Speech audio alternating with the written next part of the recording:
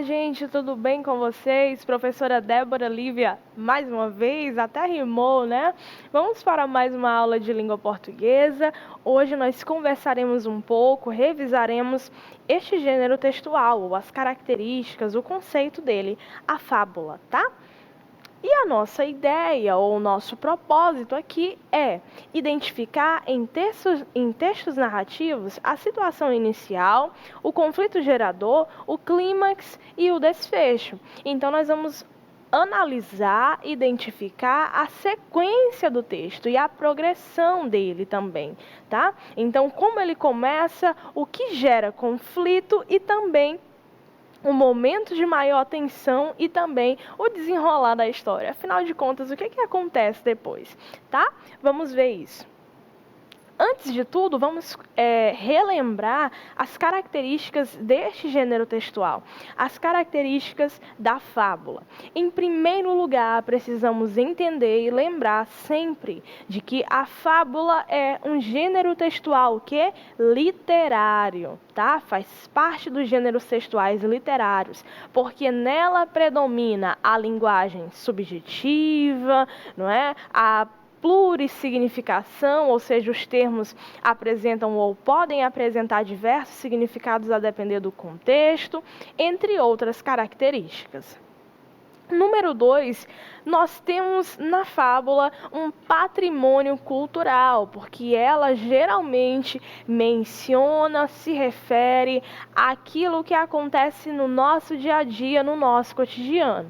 Na verdade, a fábula é um gênero que tem origem na oralidade, ou seja, nas conversas que aconteciam entre as pessoas em sociedade. Depois, com o passar do tempo, elas foram sendo registradas, escritas, para que pudessem ser recontadas de forma mais fiel até, tá? E preservadas também. Número 3, os personagens são sempre animais, tá? Número 4, a fábula sempre tem um caráter moralizante, né? Ela sempre apresenta uma lição de moral no encerramento. Então, olha só, os personagens geralmente são animais. Nós temos ainda a questão, a estrutura, melhor dizendo, da fábula. Elas apresentam, ou nós apresentamos numa fábula, personagens e a situação, primeiramente.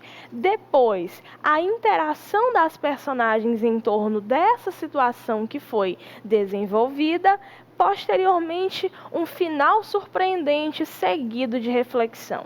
Então, a sequência sempre é essa. É por isso que nós chamamos gênero textual, é por isso que nós conseguimos identificar a fábula, né? Sabemos dizer o que é fábula, o que é conto, o que é poema, o que é publicidade ou texto publicitário, justamente por essas características que fazem com que o gênero mantenha ou apresente uma regularidade, tá? Agora nós faremos uma leitura, né? A leitura de uma fábula bem conhecida, bem famosa. Eu quero convidar você a ler juntamente comigo, certa de que você já ouviu ela, né? Da sua mãe, do seu pai, dos responsáveis ou mesmo de pessoas mais velhas, mesmo que não façam parte do seu círculo familiar. Vamos ler. A cigarra e a formiga, fábula atribuída a Esopo. Era uma vez uma cigarra que vivia saltitando e cantando pelo bosque sem se preocupar com o futuro. Esbarrando numa formiguinha que carregava uma folha pesada, perguntou: Ei, formiguinha, para que todo esse trabalho? O verão é para a gente aproveitar. O verão é para a gente divertir-se. Não, não, não. Nós, formigas, não temos tempo para diversão. É preciso trabalhar agora para guardar comida para o inverno. Durante o verão, a cigarra continuou divertindo-se e passeando por todo o bosque. Quando tinha fome, era só pegar uma folha e comer. Um belo dia, passou de novo perto da formiguinha que carregava outra folha pesada. A cigarra então aconselhou: Deixe esse trabalho para as outras. Vamos divertir-nos. Vamos, formiguinha, vamos cantar, vamos dançar. A formiguinha gostou da sugestão. Ela resolveu ver a vida que a cigarra levava e ficou encantada. Resolveu viver também como sua amiga. No entanto, no dia seguinte, apareceu a rainha do formigueiro e, ao vê-la divertindo-se, olhou feio para ela e ordenou que voltasse ao trabalho. Havia terminado a vidinha boa. A rainha das formigas falou então para a cigarra: se não mudar de vida, no inverno há de arrepender-se, cigarra. Vai passar fome e frio. A cigarra nem ligou, fez uma reverência para a rainha e comentou: o inverno ainda está longe, querida. Para as cigarras, o que importa é aproveitar a vida e o hoje, sem pensar no amanhã. Para que construir um abrigo? Para que armazenar alimento? Pura perda de tempo. Certo dia, o inverno chegou e a cigarra começou a tiritar de frio. Sentia seu corpo gelado e não tinha o que comer. Desesperada, foi bater na casa da formiga. Abrindo a porta, a formiga viu na sua frente a cigarra quase morta de frio. Puxou-a para dentro, agasalhou-a e deu-lhe uma sopa bem quente e deliciosa. Naquela hora, apareceu a rainha das formigas que disse à cigarra: no mundo das formigas, todos trabalham, e se você quiser ficar conosco, cumpra o seu dever. Toque e cante para nós. Para a cigarra e para as formigas, aquele foi o inverno mais feliz das suas vidas. Então vamos analisar bem aqui. Olha só, eu disse há pouco que a fábula ela se constitui, ela é formada por alguns pontos, né, por alguns elementos que vão sendo marcados no decorrer do texto, por uma estrutura já predeterminada. Então, nós temos a situação inicial. Qual é essa situação inicial? A cigarra que vivia saltitando em um bosque e as formigas que viviam trabalhando no pesado, carregando folhas. Depois, nós temos um conflito. O conflito ele já aparece na pergunta da cigarra à formiga. Ei, formiguinha, para que todo esse trabalho? O verão é para a gente aproveitar. Então, aquela formiga ela se viu numa situação bem complicada, né? Afinal, eu devo realmente trabalhar ou a cigarra está certa, tá? Depois, nós temos o clímax. O clímax é aqui quando a formiguinha decide viver uma vida de cigarra, né? Vai cantar, dançar e a rainha chega alertando. Manda a formiga retornar ao trabalho e diz para a cigarra: olha, uma hora o inverno chega. E quando ele chegar, o que você tem preparado? Você não tem casa, você não está preparando comida, não está armazenando nada. Tome cuidado. Depois, nós temos o desfecho, que é marcado pela chegada do inverno, que não deu aviso prévio, ele simplesmente chegou. Certo dia, o inverno chegou. E aí, a partir daqui, nós conseguimos descobrir o que acontece com a cigarra, o que acontece com a formiga, tá? Dito isso, nós vamos responder algumas questões. A primeira é essa. Observe as imagens primeiramente, depois enumere as imagens de acordo com a sequência narrada na fábula. Muito tranquila, observem a situação inicial, conflito, clímax e desfecho e respondam. Vamos lá. Tempo na tela.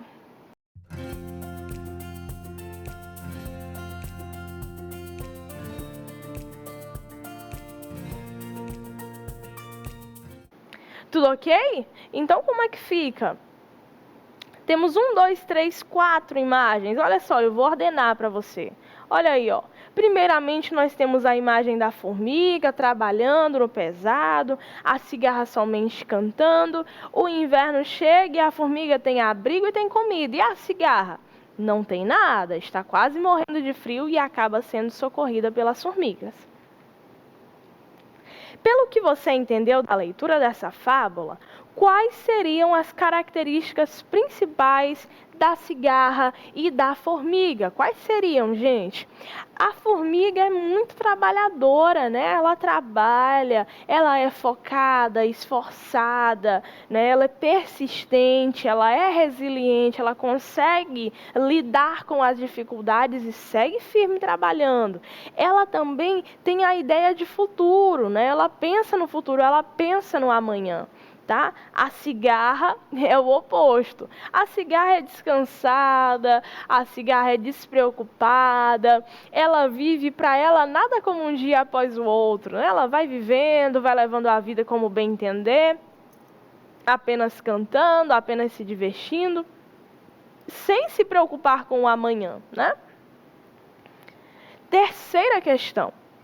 Você acha que essas características têm alguma relação, ou seja, as características da formiga e as características da cigarra? Você acha que tem alguma relação com o comportamento real dessas duas espécies de animais? Explique. Quem já ouviu a cigarra cantando? Quando a tarde está caindo, está acabando, a cigarra começa a cantar, não é? E as formigas? Vocês já pararam para observar as formigas? Sempre que nós vemos uma formiga, ela está trabalhando, não é? Ela está carregando alguma coisa, ela está montando o formigueiro. Então, talvez haja, sim, uma relação entre o animal escolhido para representar o trabalho e o animal escolhido para representar a farra, a vida boa, né? Só de festa, só de alegria, mas que traz consequências severas no final por conta, né, da falta de planejamento, da falta de organização, tá? Então isso é muito importante, a gente precisa refletir também, ok? Então elas sim apresentam essas características na vida real. Depois, qual é a moral dessa fábula? Você concorda com ela? Qual é a moral da história? Né? Quem não trabalha acaba o quê? Passando fome e frio.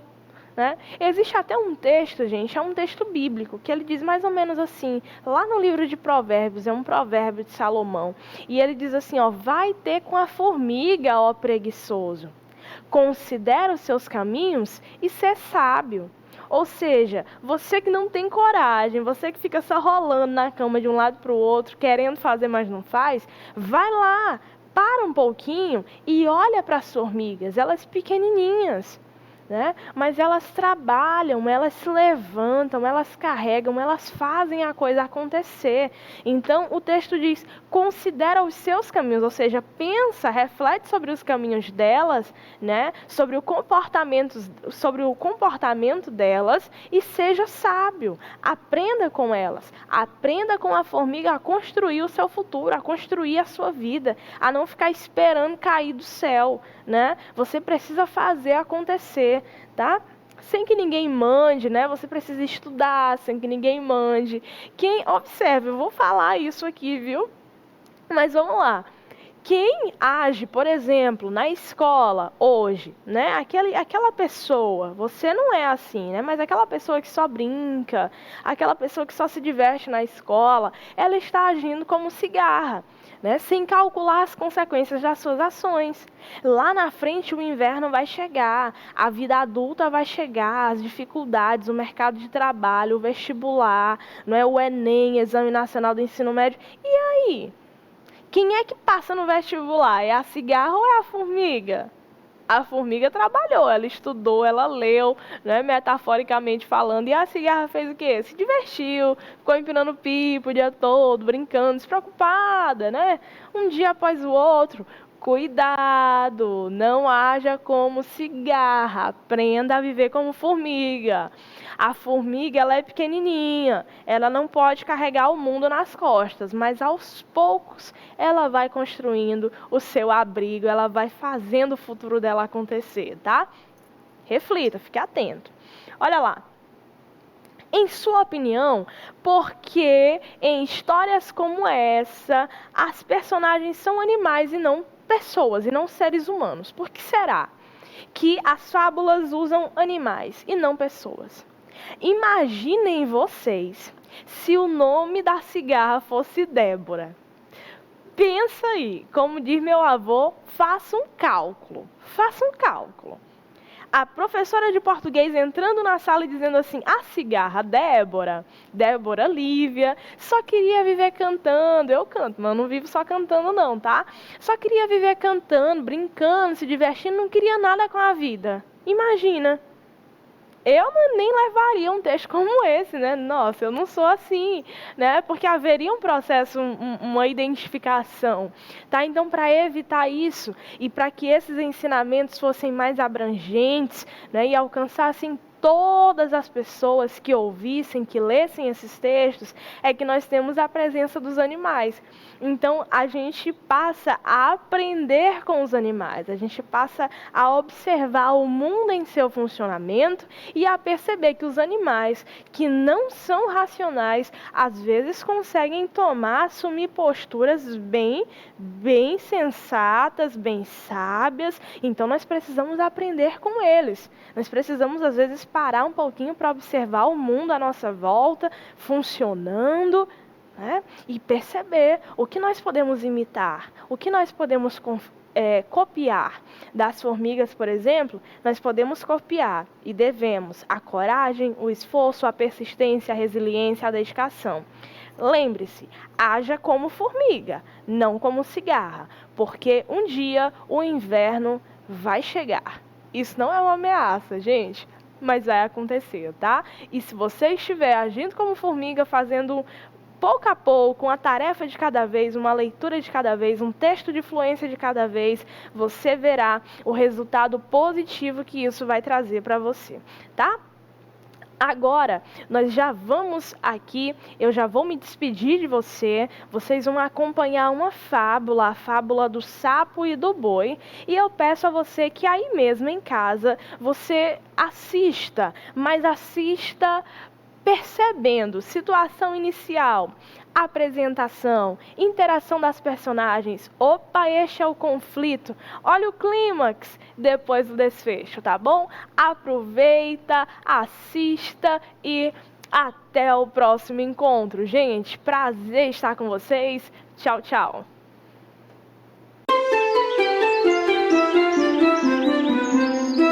O boi e o sapo. Era uma vez um pequeno boi que vivia perto de um lago. Esse pequeno boi era muito infeliz, pois ele era o menor dos bois que viviam na fazenda.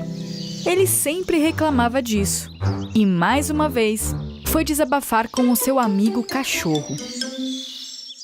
Eu sou o menor boi da fazenda e eu acho que eu sou o menor boi do mundo. E eu não tenho como mudar isso. Não comece de novo, amigo. Você me parece ser um boi muito esperto e robusto. Além disso, não tem como todos os animais serem do mesmo tamanho, não é mesmo? Sim, não temos que ser todos do mesmo tamanho. Mas por que eu não sou o maior? Olhe, eu sei que eu não sou o maior cachorro do mundo. Eu sei também que existem muitos cachorros maiores do que eu. Mas eu não ligo para isso. Sou feliz do jeito que eu sou. Mas eu não sou.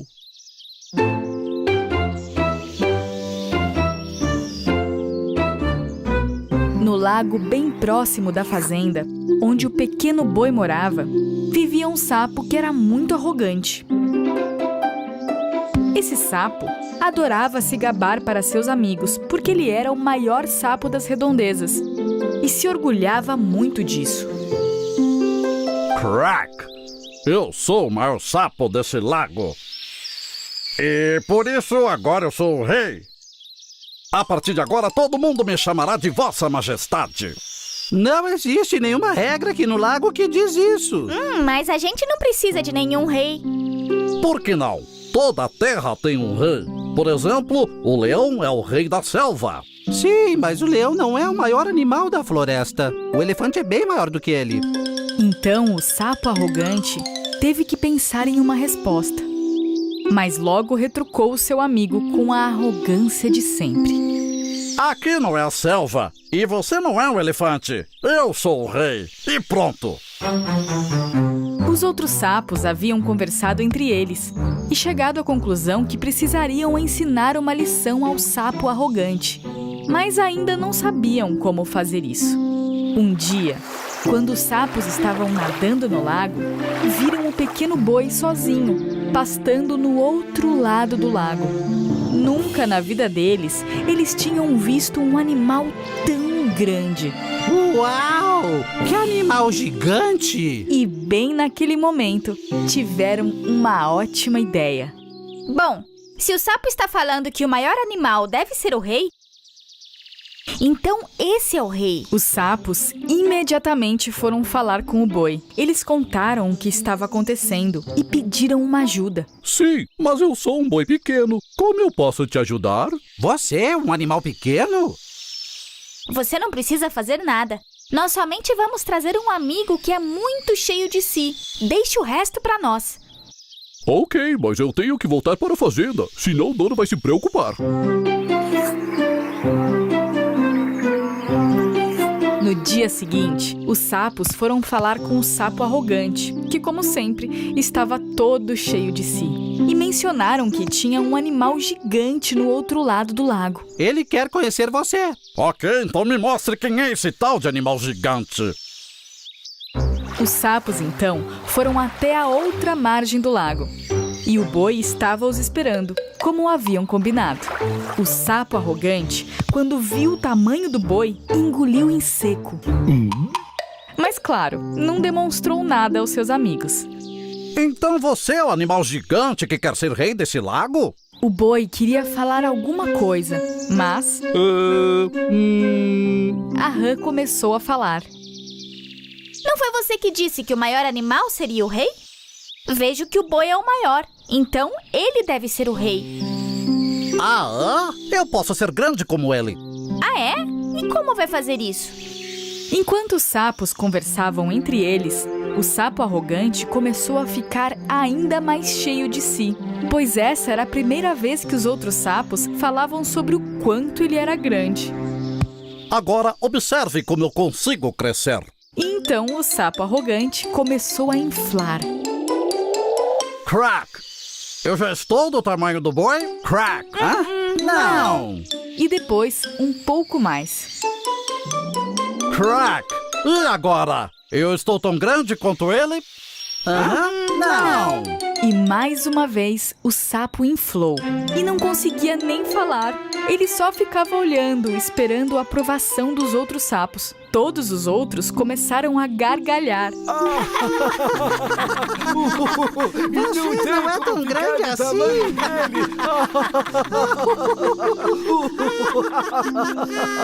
E o sapo arrogante inflou ainda mais, e mais, e mais, até virar um balão. E surpreso, o boi olhava para o sapo arrogante.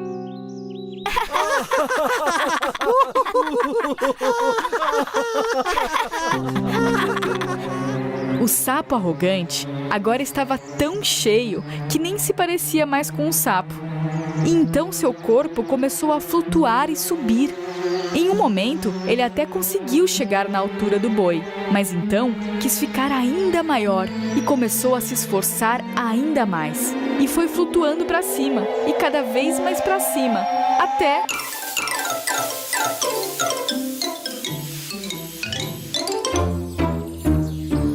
Essa foi uma grande lição. Os sapos e o boi ficaram olhando, admirados com o que estava acontecendo. E eles ficaram muito tristes pelo que havia acontecido com o sapo. E o boi, aprendendo a lição, nunca mais reclamou de ser o menor boi da fazenda. E finalmente ficou feliz de ser quem ele realmente era.